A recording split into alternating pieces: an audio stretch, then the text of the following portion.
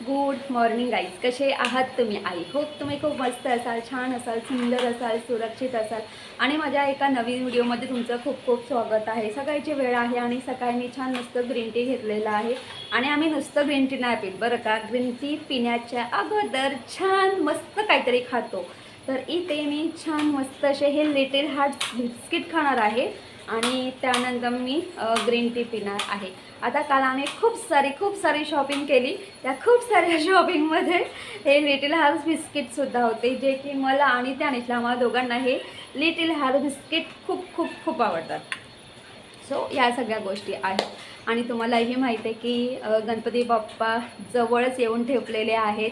काही दिवसांवरतीच गणपती बाप्पांचं आगमन होणार आहे आणि आपण सगळेजण एवढे उत्सुक आहोत ना की कधी गणपती बाप्पांचं आगमन होतं, आपण त्यांची पूजा करतो आणि पूजा वगैरे केल्यानंतर त्यांना छान मस्त असं लाल फूल वाहतो. लाल फूल वाहून झाल्यानंतर आपल्या हातामध्ये छान छान मस्त उकडीचे मोदक, त्यानंतर तळणीचे मोदक, त्यानंतर चॉकलेट मोदक, मावा मोदक, एवढा मोठा मोदकसुद्धा कधी कधी आपल्या हातात भेटतो बरं का.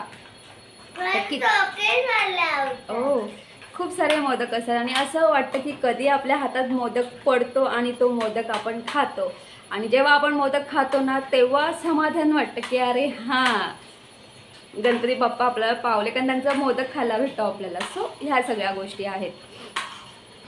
काही वर्षांपूर्वीची गोष्ट आहे.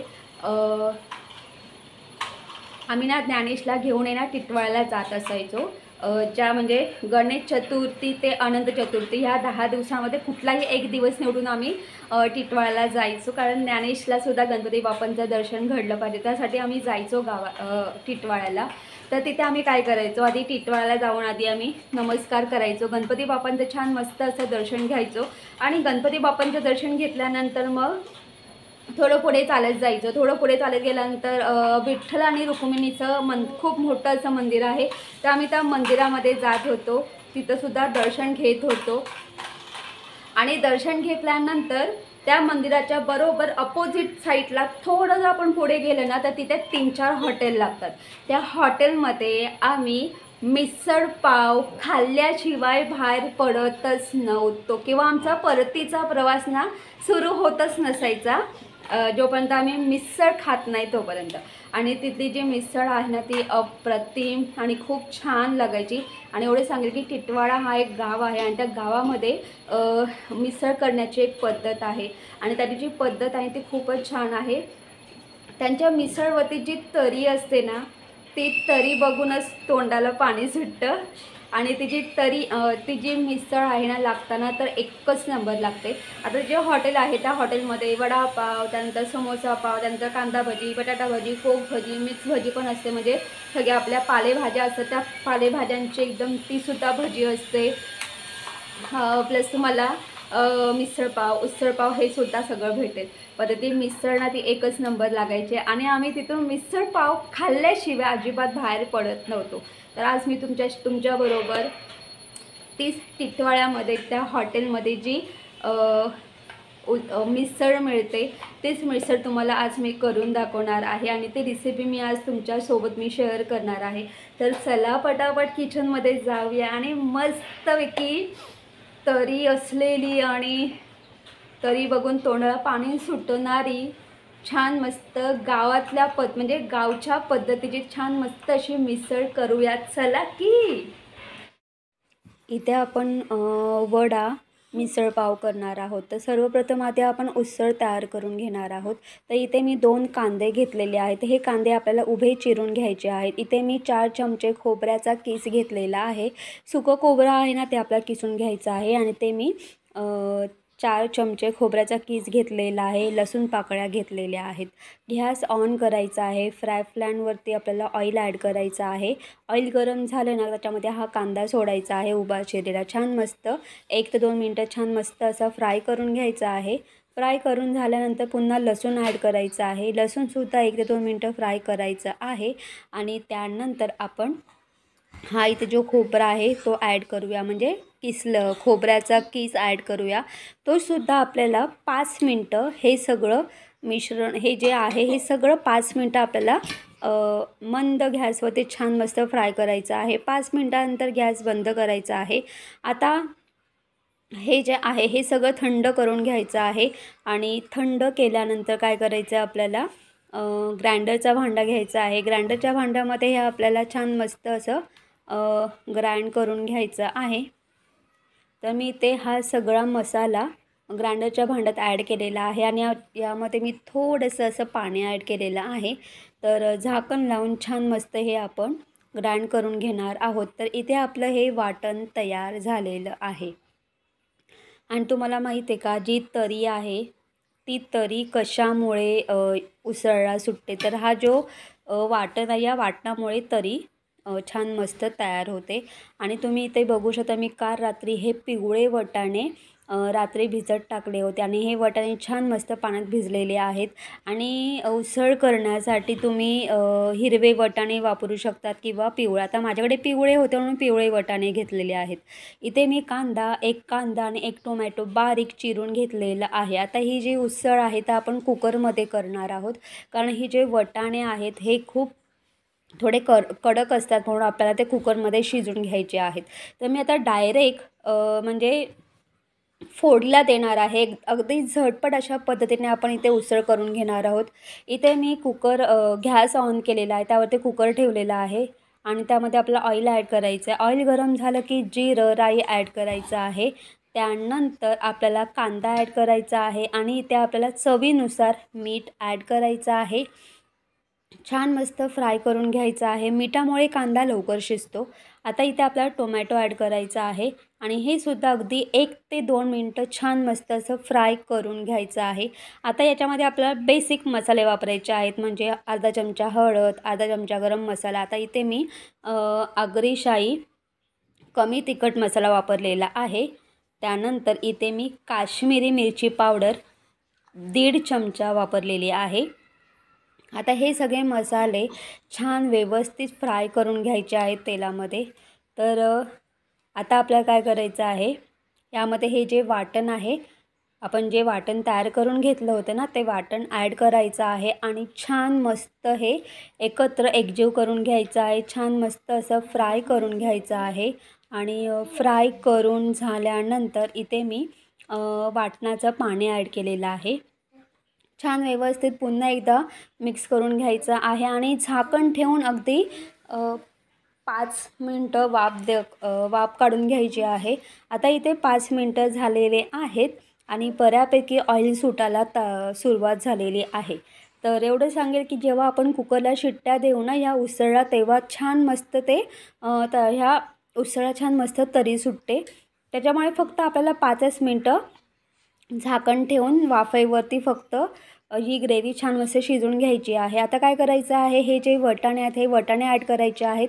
वाटाणे ॲड करून छान व्यवस्थित मिक्स करून घ्यायचं आहे. आणि तुम्हाला याच्यामध्ये तुम्ही बटाटासुद्धा ॲड करू शकतात. हे ऑप्शनल आहे बटाटा, पण मी नाही ॲड केलेला. आता हे छान व्यवस्थित मिक्स करून झाल्यानंतर इथे आपल्याला पाणी ॲड करायचं आहे. तर इथे मी 1 ग्लास भरून पाणी ॲड केलेलं आहे. छान व्यवस्थित मिक्स करून घ्यायचं आहे. आता आपल्याला काय करायचं आहे, झाकण लावायचं आहे आणि झाकण लावून आपण कुकरला 4 ते 5 आपल्याला 5 शिट्ट्या काढून घ्यायच्या आहेत. आणि 5 शिट्ट्या झाल्यानंतर कुकर थंड करायचा आहे आणि आपली छान अशा पद्धतीने उसळ तयार झालेली आहे. आता कुकरमध्ये ही जी उसळ आहे ती अगदी झटपट अशा पद्धतीने मस्त अशी तयार होते. आपली उसळ तयार झालेली आहे. तर चला आता पटापट, वाट कसली बघताय, चला मग मस्त ताव मारूया. आता चला पटापट आपण ताट तयार करायला घेऊया आणि मस्तपैकी उसळ, वडा, मिसळ पाववरती मस्त ताव मारूया. चला की आता.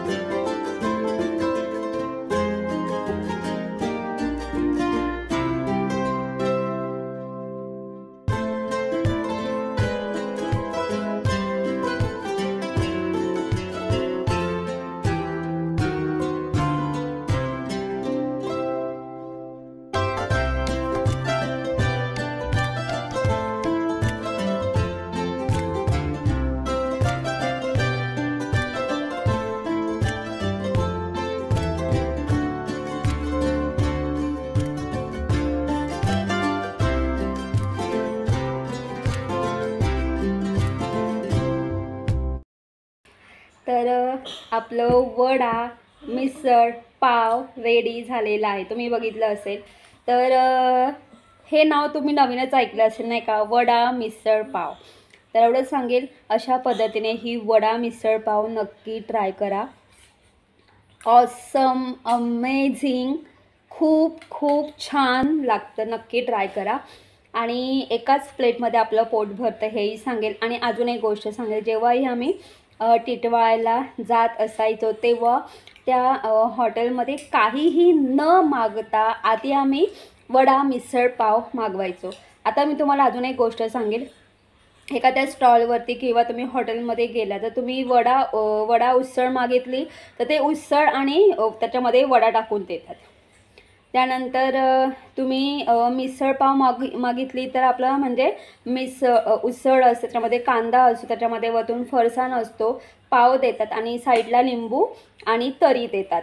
ही झाली मिसळ पाव. आता वडा मिसळ पाव जर तुम्ही तर त्यांना सांगितलं की आम्हाला वडा उसळ पाव पाहिजे, मी स्वतः इथं आता कन्फ्यूज झाले. वडा मिसळ पाव हवं आहे. जर तुम्ही अशी ऑर्डर केली हॉटेलमध्ये किंवा स्टॉलमध्ये तर ते स्वतः कन्फ्यूज होऊन जातात. तर जेव्हाही आम्ही टिटवाळ्याला जात होतो ना तेव्हा आम्ही मिसळ पाव तर मागवायचोच, पण एक प्लेट बटाटा वडा मागवायचो. त्याच्यामध्ये 2 बटाटे वडे असायचे आणि आम्ही काय करायचो, ते वडे त्या मिसळमध्ये टाकत होतो आणि मग आम्ही ते वडा मिसळ पाव खात होतो. ते लागताना एवढं टेस्टी लागतं ना, नक्की ट्राय करा.